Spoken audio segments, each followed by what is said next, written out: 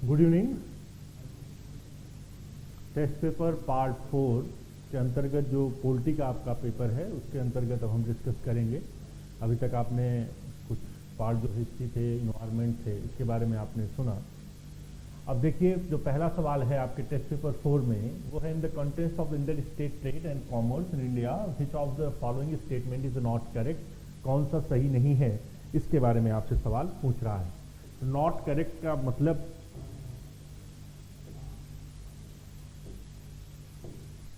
Not correct के बारे में पूछ रहा है। तो आप देखिए, आप जानते हैं कि भारत के संविधान में भाग 13 में, इसमें पार्ट 13 में इंटर स्टेट ट्रेड कॉमर्स के बारे में वर्णन किया गया है, जिसमें बताया गया है कि इंटर स्टेट कॉमर्स क्या होता है और कैसे यह एक राज्य से दूसरे राज्य के बीच जो ट्रेड होगा उस ट्रेड को किसी भी तरह से रोका ना जाए। अर्थात किसी भी व्यक्ति को यह अधिकार है कि एक राज्य से दूसरे राज्य में बिना किसी रोक टोक के वो ट्रेड कर सकता है, कॉमर्स कर सकता है।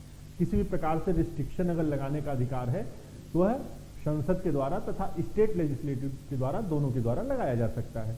एक बेसिक फाउंडेशन अगर आप देखेंगे आर्टिकल के हिसाब से तो 301 to 307 is related to interstate commerce trade के बारे में आपको बता रहा है। तो इसमें हम सवाल देखते हैं। तो पहला कह रहा है, constitutionally trade commerce and intercourse through out the India shall be free. It is a right statement. यहाँ पर किसी भी प्रकार के टैक्स की बात नहीं की गई है। इंटर स्टेट जो ट्रेड होगा वो पूरी तरह से क्या होगा, फ्री होगा। As an exception of reasonable restriction could be applied to them. बिल्कुल, यदि किसी प्रकार से कोई समस्या उत्पन्न हो रही है, कोई क्रिएशन हो रही, तो इसकी स्थिति में अनुच्छेद 302 के तहत क्या करेगा, आप रिस्ट्रिक्शन लगा सकते हैं और 301 के तहत इसको क्या कर सकते हैं, फ्री ट्रेड कर सकते हैं। As an exception reasonable restriction could be applied to them is right. Any bill for the purpose of restriction need prior assent of president. That is the important part. अगर कोई inter state commerce से संबंधित कोई भी हम bill संसद में पेश कर रहे हैं तो इसके पहले हमें प्रेसिडेंट से क्या लेना होगा, परमिशन लेना होगा।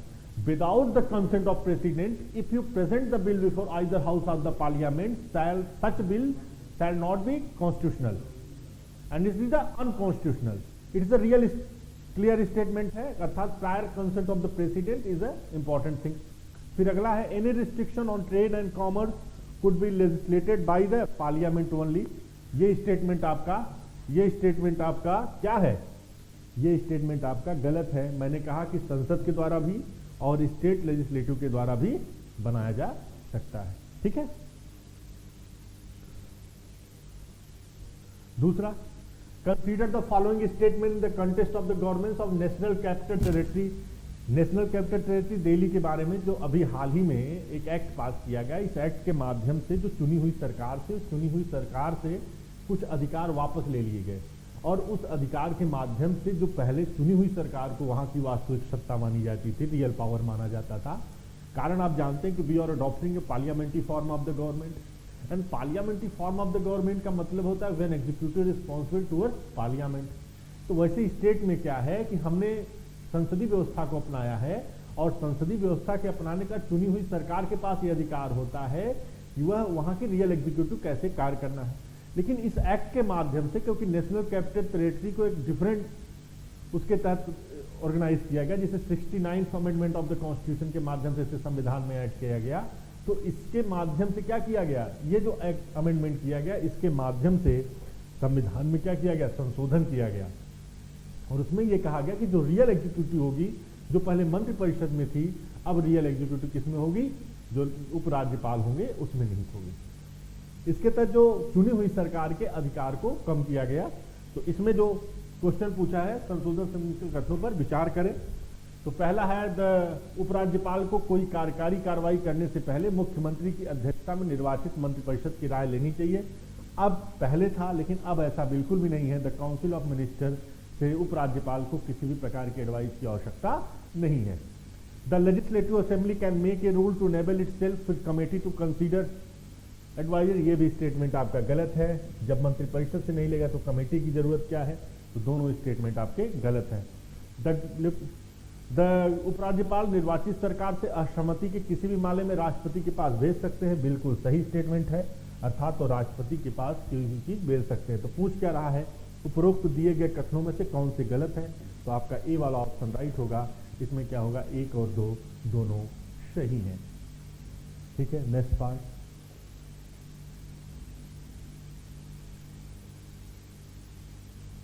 Consider the following statement with reference to universal postal union. अब यूनिवर्सल पोस्टल यूनियन, आप जानते हैं कि जो यूनिवर्सल पोस्टल यूनियन है, इसकी जो स्थापना की गई वो 1874 में की गई। कब की गई? 1874 में। और ये पूरे विश्व में जो है वो पोस्टल जो होते हैं वो उसमें एक संधि के माध्यम से, और वह बर्न की संधि थी। किस संधि के माध्यम से? बर्न की संधि के माध्यम से यूनिवर्सल जो पोस्टल यूनियन है उसका हुआ। इसमें क्या कह रहा है? जो पहला कह रहा है कि it is a specialised agency of the United Nation that coordinate postal policies among member nation, that is the right statement. यह यूनाइटेड नेशन की एक विशेष एजेंसी है, यह भी आपका स्टेटमेंट सही है। It headquarter are located in Bonn, Germany. यह जर्मनी में स्थित है, यह स्टेटमेंट आपका गलत है। फिर अगला, भारत इसका मेंबर है, it is the right statement. तो 1 और 3 इज द राइट स्टेटमेंट, अर्थात इसका जो आंसर होगा वो आपका ये होगा। अगला, next, recently the union minister of rural development Panchayati Raj issue a guideline regarding the Swamitva scheme.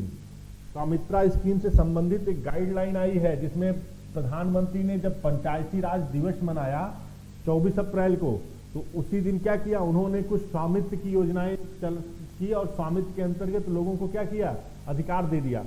तो इसी के तहत इसको जो स्वामित्रा योजना थी उसका फुल फॉर्म है survey of village, survey of village, survey of village mapping, survey of village mapping, improvised technology, improvised technology, technology in village area, in village area. ये सवाल आपसे, इसका स्वामित्व स्कीम है, तो इसके माध्यम से स्वामित्व योजनाएं दी गई, उसी के बारे में ये बात कर रहा है। जो पहला स्टेटमेंट का उद्देश्य क्या है, to map the land parcel rural handed area in using drone technology. ये आपका स्टेटमेंट गलत है। ठीक, फिर क्या है, इसका aim to provide agriculture input like seed, fertiliser and subsidise rate. ये स्टेटमेंट आपका क्या है, इसमें से नहीं है पूछ रहा है, तो ये स्टेटमेंट जो आपके सही है, तो पहला वाला स्टेटमेंट क्या है आपका, ये सही स्टेटमेंट है। इसका उद्देश्य रियायती दरों पर, ये स्टेटमेंट आपका गलत है।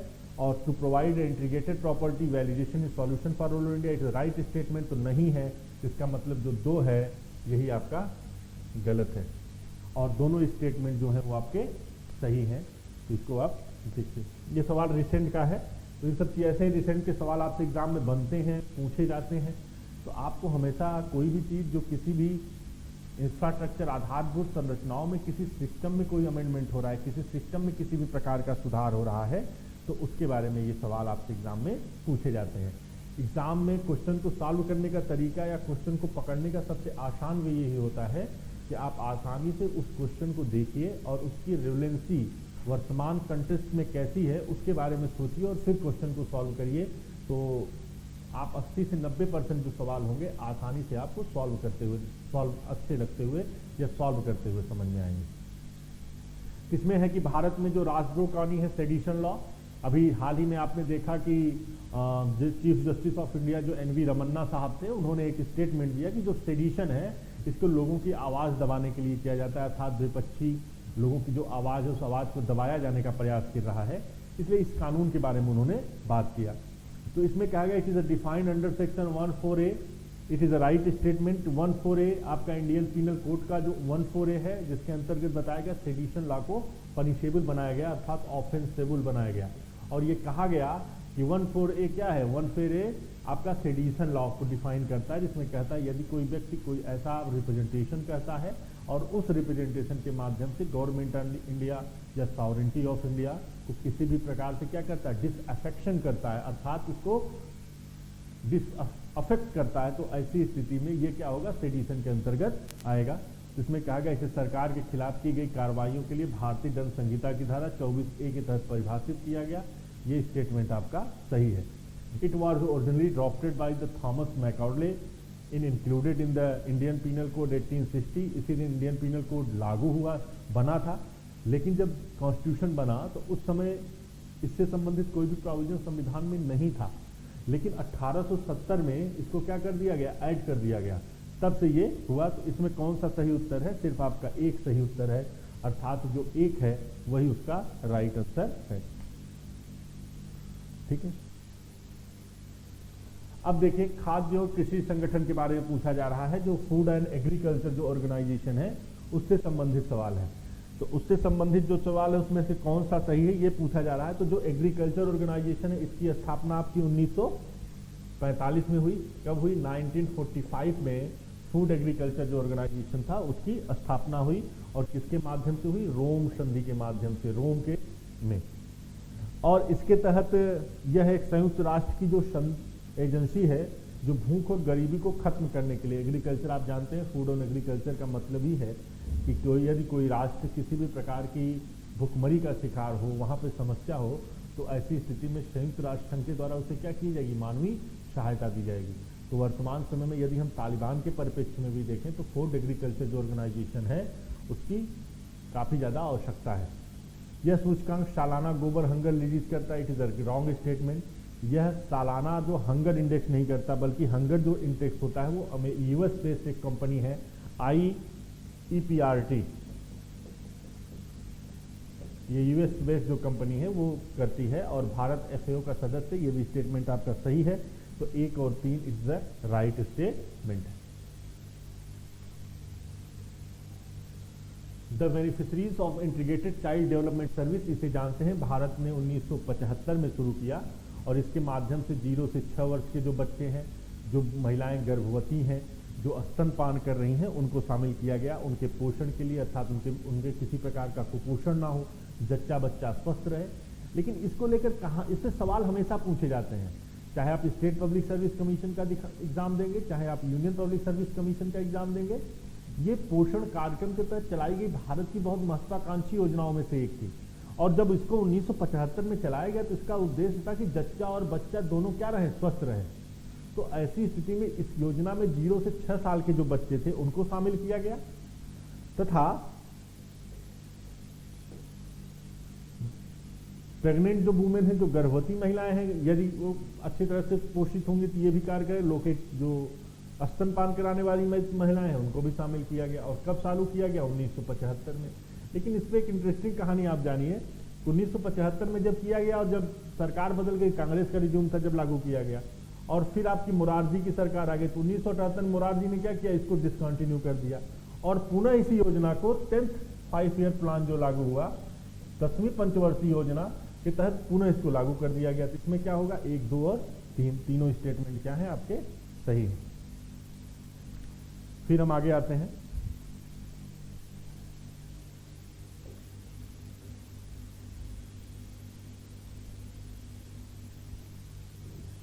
स्टेटमेंट क्या है, नोटा के बारे में पूछ रहा है। नन ऑफ द एबव, आप जानते हैं कि it is the right to reject की बात करता है, अर्थात व्यक्ति को अगर कोई उम्मीदवार नहीं पसंद है तो ऐसी स्थिति में क्या करेगा, राइट टू एग्जीक्यूट कर देगा। कौन कर देगा, जो भारत का नागरिक होगा, जो भारत में वोट देता होगा। तो इसका जो आंसर होगा, it is a NOTA option can be exercise only in the presence of the returning officer, ये आपका गलत स्टेटमेंट है। तो आपका NOTA option is use in election in local bodies, अभी लोकल बॉडीज में इसका प्रयोग नहीं किया गया है। ठीक है, तो ऐसी स्थिति में आपका सिर्फ जो आंसर सही है वो सिर्फ 1 सही है, it is a right statement.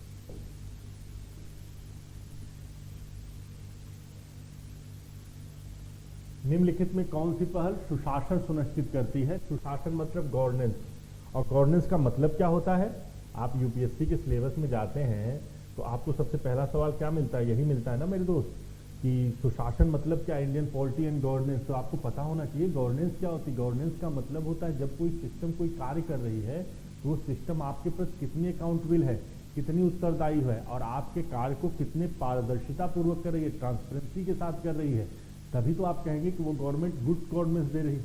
अगर आपने 10 रुपए का इन्वेस्ट किया और 10 रुपए क्या हो गए, आपके समाप्त हो गए, और आपको पता ही नहीं चला कि 10 रुपए कहाँ पर चले गए, तो ऐसी स्थिति में क्या हुआ, अकाउंटेबिलिटी ही नहीं हुआ। तो इसी के तहत ये सवाल है कि गुड गवर्नेंस के माध्यम से कौन कौन से संविधान संशोधन किए गए जो एक तरह से गुड गवर्नेंस को बढ़ावा देते हैं। तो आप देखिए 73 और 74 क्या है, ग्रास रूट डेमोक्रेसी की बात करता है, अर्थात इसमें लोकल जो गवर्नमेंट होते हैं, पंचायत जो होती है, जो लोकल म्यूनिसिपैलिटीज़ होती हैं, उनके बारे में बात कर रहा है। उनको कह रहा है ये तो बिल्कुल ये राइट स्टेटमेंट है। सेंट्रल विजिलेंस कमीशन का जो मतलब है, वो अगर कोई भ्रष्टाचार कर रहा है तो भ्रष्टाचार के बारे में क्या करेगा, इन्वेस्टिगेट करेगा। 1963 में बनाया गया। राइट टू इन्फॉर्मेशन एक्ट इसलिए बनाया गया कि यदि आपके जो इन्फॉर्मेशन है, जो पब्लिक अथॉरिटीज़ हैं, वो क्या करें, पैसे को कहाँ इन्वेस्ट कर रही हैं उसके बारे में आपको सही इन्फॉर्मेशन दे, सही वो दे, उत्तरदायित्व के बोध के लिए। तो आपका 1, 2, 3 तीनों आपके सही हैं। ये आपका राइट स्टेटमेंट है। अगला है माइनॉरिटीज़ के बारे में। तो आप माइनॉरिटीज़ के बारे में जानते हैं कि it is the fundamental right to minorities is the fundamental right under article 29 and 30, जो आपका फंडामेंटल राइट है, उसके तहत माइनॉरिटी के अधिकारों के बारे में बात की गई है और बताया गया है कि कैसे जो माइनॉरिटीज़ अधिकार हैं वो कैसे मूल अधिकार हैं और माइनॉरिटी अधिकारों के तहत आप क्या करेंगे। तो इसी के तहत ये आया। तो जो 29 है वो कहता है कि यदि कोई लैंग्वेज है, स्क्रिप्ट है, कल्चर को है, क्या है, माइनॉरिटी को ये अधिकार है कि वो उसको क्या कर सकते हैं, प्रोटेक्ट कर सकते हैं। किसको आधार पर, लैंग्वेज, स्क्रिप्ट और जो लिपि होती है, भाषा, लिपि और संस्कृति, कल्चर, इसको क्या करेंगे, प्रोटेक्ट करेंगे। तो ये पूछ रहा है कि जो आर्टिकल 29 है, इसको protection of both religion and linguistic minority, it is right statement, ये दोनों को प्रोटेक्ट करता है। It include right to convert the language and the right to exit of the protection of the language, बिल्कुल सही है। इसका आपका 1 and 2 both are the right statement है। ठीक है, आगे आते हैं।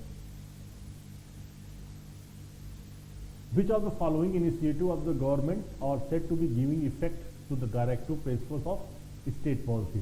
आप जानते हैं कि भारत के संविधान के भाग 4 में डायरेक्टिव स्टेट पॉलिसी के बारे में बात किया गया है। और डायरेक्टिव स्टेट पॉलिसी एक ऐसा प्रावधान है भारत के संविधान में जो भारत के संविधान के द्वारा क्या है, अनइन्फोर्सेबल राइट है। तो अनइन्फोर्सेबल राइट होने के कारण यह राज्य पर एक दायित्व होता है, एक ड्यूटी करता है कि राज्य लोगों के कल्याण के लिए क्या करे, कार्य करे, क्योंकि इसका उद्देश्य ही है कि to establish a welfare state, लोक कल्याणकारी राज्य की स्थापना करना। तो ऐसी स्थिति में पूछ रहा है कि कौन से गिविंग इफेक्ट हैं जो डायरेक्टिव स्टेट पॉलिसी के तहत किए गए। तो ओल्ड एज जो पेंशन की बात कर रहा है, ओल्ड एज पेंशन क्या है, जो ओल्ड है, एज है, जिनको किसी भी प्रकार के वर्क करने की क्षमता नहीं है, तो ऐसी बीमारी है, तो ऐसी स्थिति में राज्य का ये दायित्व होता है ना, उनके लिए कुछ पैसा उपलब्ध कराए जिससे वो अपना अच्छा जीवन जी सके। तो ऐसी स्थिति में अनुच्छेद 41 आपका क्या है, राइट टू वर्क की बात करता है। तो इसी के तहत अनुच्छेद 41 राइट टू वर्क की बात करता है। इसके तहत यह भी कहता है कि जो ओल्ड एज है उनके प्रोटेक्शन के लिए, एजुकेशन के प्रोटेक्शन के लिए, राइट टू वर्क के लिए राज्य क्या कर सकती है, कानूनों का निर्माण कर सकती है। Adoption of criminal procedure code, the प्रधानमंत्री कृषि सिंचाई योजना, ये जितने भी हैं आपके, ये चारों ये क्या है, आपके डायरेक्टिव स्टेट पॉलिसी को लागू करते हैं। अर्थात तो ये आपके चारों स्टेटमेंट आपके राइट है। और चारों आपके ये जो है मनरेगा, ये सवाल आपसे ऑलरेडी एग्जाम में पूछा जा चुका है कि कौन सा अनुच्छेद है भारत के संविधान में जो आपको मनरेगा को से संबंधित है। तो आपका अनुच्छेद 41, जिसमें राइट टू वर्क की बात की गई है। और मनरेगा में भी क्या किया गया है, मनरेगा में भी ये कहा गया है कि जो व्यक्ति होगा उसको, जो गरीब व्यक्ति होगा उसको 100 दिन की गारंटी योजना मिलेगी, अर्थात वो वर्क करेगा तो उसको एक निश्चित लिमिटेड पीरियड के लिए क्या मिलेगा, पैसा मिलेगा। ठीक है,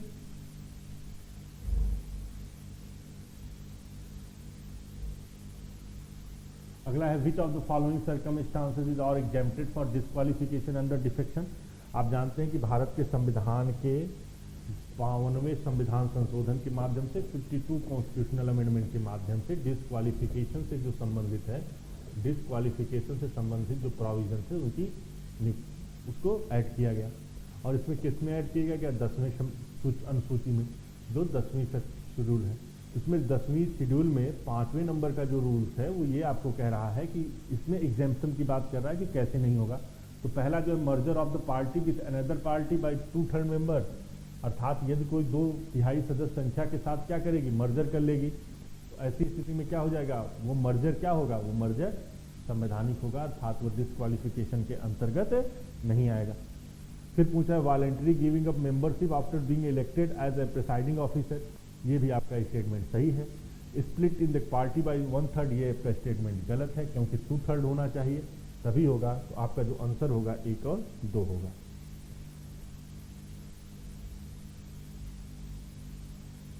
with reference to the election commission consider the following statement. अब जो इलेक्शन कमीशन के बारे में आपको बताया जा रहा है कि कैसे, तो इलेक्शन कमीशन के बारे में आप जानते हैं कि भारत के संविधान में 324 में इलेक्शन कमीशन का वर्णन किया गया है और ये बताया गया है कि इलेक्शन कमीशन क्या कार्य करेगा। जो लोकसभा, राज्यसभा, राज्य विधानसभाओं के जो चुनाव होते हैं उस चुनाव की जो जिम्मेदारी होती है वो इलेक्शन कमीशन की होती है। और आप जानते हैं कि भारत का संविधान 26 जनवरी 1950 को लागू हुआ, लेकिन जो 324 जो आपका अनुच्छेद है, यह अनुच्छेद आपका 26 नवंबर 1949 को ही लागू हो गया। तो जब 26 नवंबर 1949 को लागू हो गया तो यह एक तरह से भारत के लोकतंत्र को मजबूत करने का प्रयास है, जिसके माध्यम से भारत एक ऐसी संस्था का विकास कर रहा है, एक ऐसे संस्था का जिसके ऊपर सबको क्या हो, विश्वास हो। और जब लोगों को विश्वास होगा तब क्या होगा, तब कोई भी संस्था ज़्यादा अच्छे तरीके से कार्य करेगी। इसमें देखिए the article 3 to 4 regulator acquired qualification, इसकी कोई भी बात आपकी इसमें नहीं की जाती। State election commission regulate the election to the legislative council, ये आपका सही स्टेटमेंट है।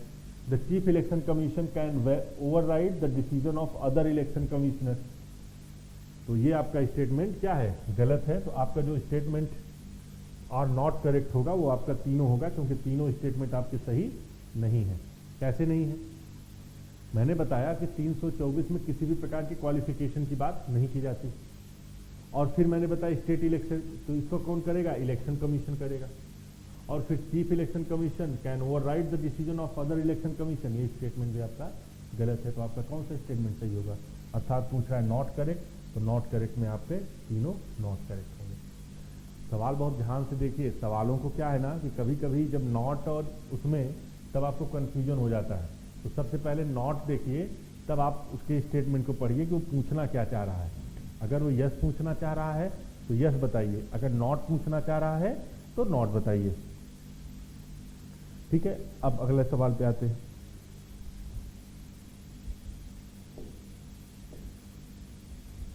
अगला सवाल जो है आपका, वो आपका पूछ रहा है which of the following statement is are correct regarding the article 70। Article 70 is the most important section under the fundamental right which describes the untouchability, अपृष्ठता के बारे में बात करता है। और क्यों इंपॉर्टेंट है, because we are living different type of religions, different type of the race, caste, sex, तो ये जिस प्रकार के डिस्क्रिमिनेशन है और हमारा भारत क्या है, ये सबसे भरा हुआ है। तो ऐसी स्थिति में यदि एक व्यक्ति के द्वारा, एक धर्म के द्वारा, एक जात के द्वारा, एक लिंग के द्वारा दूसरे लिंग के साथ किसी भी प्रकार की क्या किया जाएगा, अपृष्टता किया जाएगा, डिस्क्रिमिनेशन किया जाएगा, छुआछूत की जाएगी, तो उसको वो क्या है, वो वायलेशन कर रहा है। और यह जो आर्टिकल किसके अवेलेबल है, स्टेट के भी अगेंस्ट में है और नागरिकों के भी अगेंस्ट होता है। जो नागरिक ऐसा करेगा उसके लिए ज़्यादातर जो फंडामेंटल राइट होते हैं स्टेट के अगेंस्ट अवेलेबल होते हैं, तो राज्य तो करेगा ही नहीं। अगर नागरिक करता है तो भी उसको अपराधी घोषित किया जाएगा। It abolish untouchability and its practice in any form, it is right statement. Untouchability has been defined under article 70 is wrong statement, definition नहीं दिया गया है। ठीक है, it is available only against the state, ये भी आपका अलग गलत स्टेटमेंट है। It is implemented by the protection of civil rights act 1955, ये आपका राइट स्टेटमेंट है। तो आपका 1 और 4 इज अ राइट स्टेटमेंट। तो आप इसको बहुत ध्यान से देखिए, ये सब सवाल आपसे बार बार पूछे जाते हैं एग्जाम में, और यही सब सवाल आते हैं, अप्लाइड कर देते हैं सवालों को।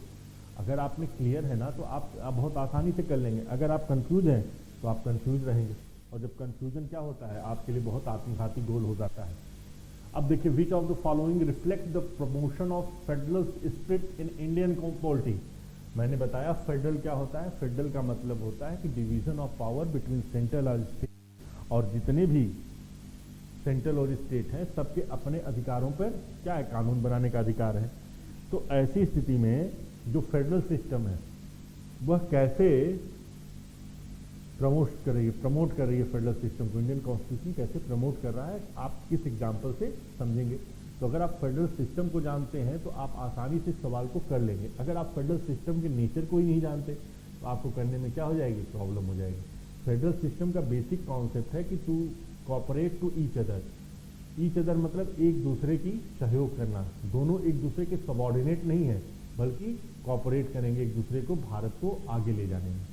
तो देखिए एवोल्यूशन ऑफ प्लानिंग कमीशन, तो ये क्या करता है, एवोल्यूशन ऑफ प्लानिंग जो कमीशन होगा ये कभी फेडरल सिस्टम को क्या करेगा, रिफ्लेक्ट कर रहा है, बिल्कुल।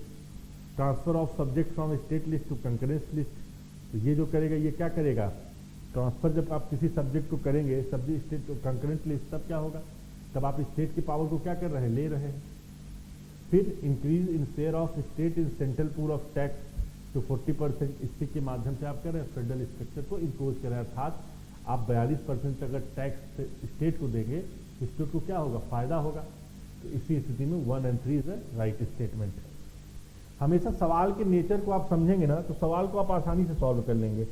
अगर सवाल को ही नहीं समझ पाएंगे तब क्या होगा, आपके लिए वो प्रॉब्लम होगा। प्रियम्बल के बारे में बात कर रहा है, आप जानते हैं प्रियम्बल भारत का जो है उसके बारे में 2 केस थे। पहला बेरूबारी का केस था जिसमें कहा गया preamble is not a part of constitution, जो प्रस्तावना है वो संविधान का अंग नहीं है। दूसरे पार्ट में आपको कहा गया preamble is a part of the constitution but can not be amend the basic principle या basic structure of the preamble, Keshavananda Bharati के केस में। तो इसमें कहा गया it can not be amended, ये आपका राइट स्टेटमेंट पहले हो गया, it can be amended but can not be amend the basic structure of the constitution, it means it is a wrong statement. It is a source of power of legislation, it is a wrong statement, ये कोई source of power नहीं की बात नहीं करता, ठीक है। तो आपका जो स्टेटमेंट होगा वो नाइदर 1 नॉर 2 होगा, जो आपका सही होगा। सीधे सीधे सवाल जब आपसे एग्जाम में पूछे जाते हैं ना, तब भी आप लोग कभी कभी क्या करते हैं, जल्दीबाजी में गलत कर देते हैं, नेचर को नहीं समझ पाते, और जब तक नेचर को नहीं समझेंगे तब तक क्वेश्चन क्या हो जाएगा, आपके लिए सॉल्व करना मुश्किल हो जाएगा। फिर अगला हम आते हैं, और अगला जो आपका है वो है प्रिवेंशन ऑफ करप्शन एक्ट से संबंधित सवाल है।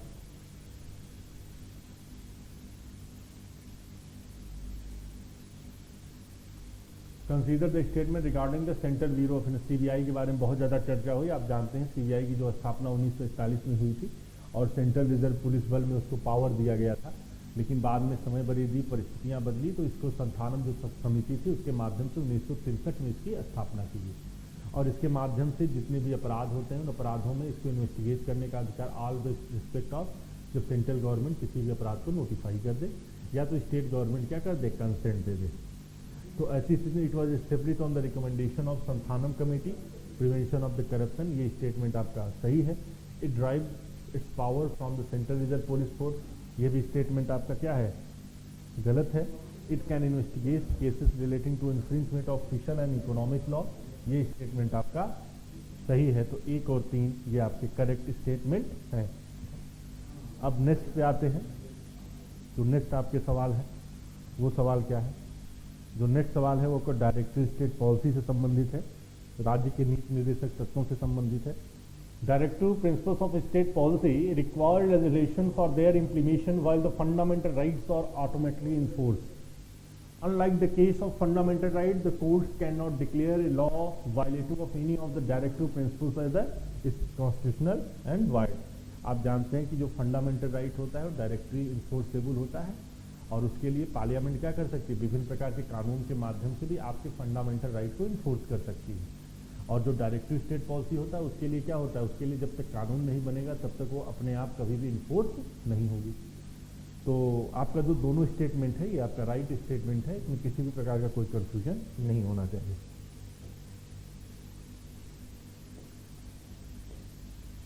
ठीक है। Which of the following rights are implied under the right to freedom of speech and expression.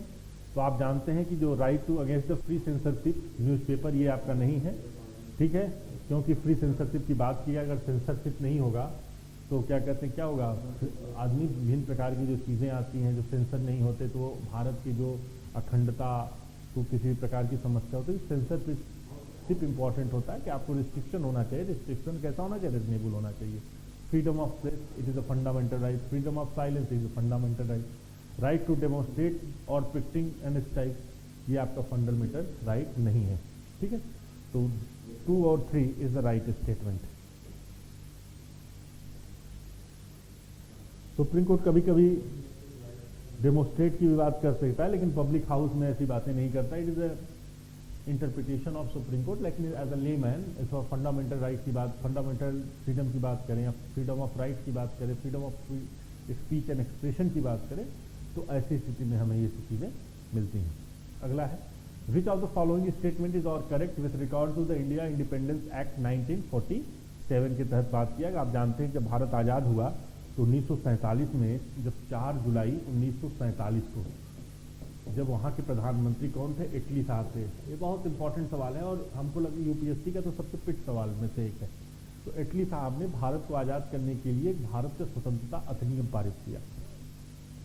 जब भारत का स्वतंत्रता अधिनियम उन्होंने पारित किया तो इस अधिनियम के माध्यम से उन्होंने विभिन्न बातें कही। पहला जो था, it provided that India can alter any law made by the British in relation in India including India Independence act. It abolished the office of Governor General in India.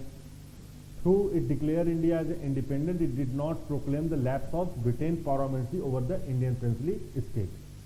अब देखिए, जब ये एक्ट पास हुआ ना, तो इस एक्ट के माध्यम से क्या किया? इस एक्ट के माध्यम से इन्होंने कहा कि भारत और जो पाकिस्तान 2 राज्य होंगे, दोनों राज्यों को अपनी संविधान सभा का निर्माण करने का अधिकार होगा।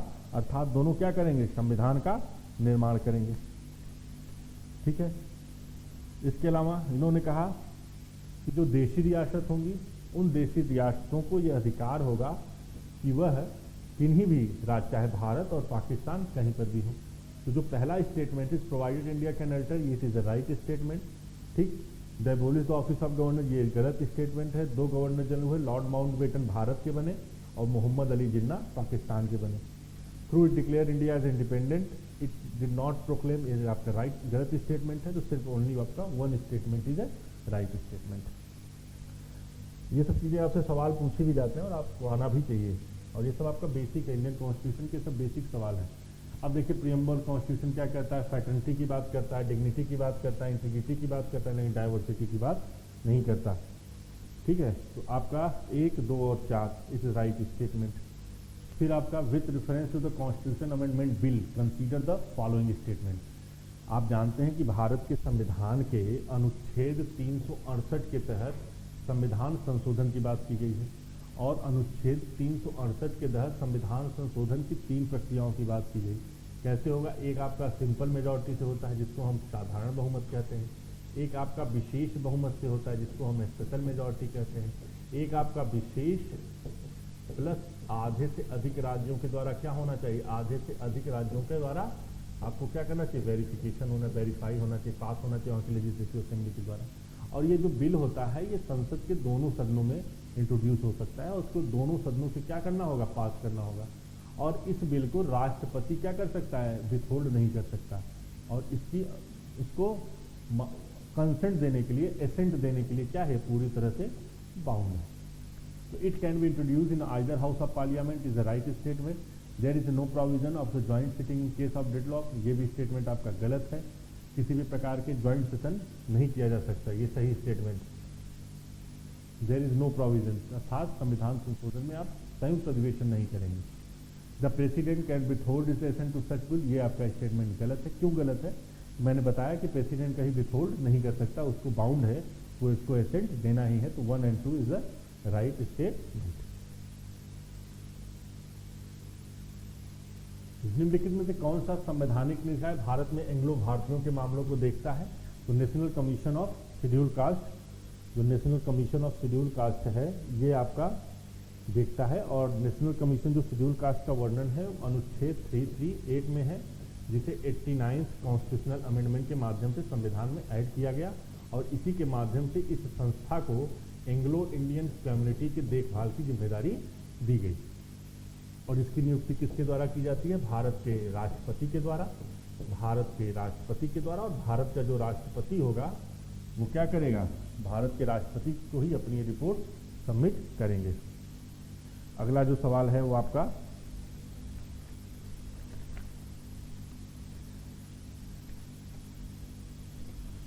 जो है आपका वो फंडामेंटल ड्यूटी से है। तो फंडामेंटल ड्यूटी से क्या सवाल है?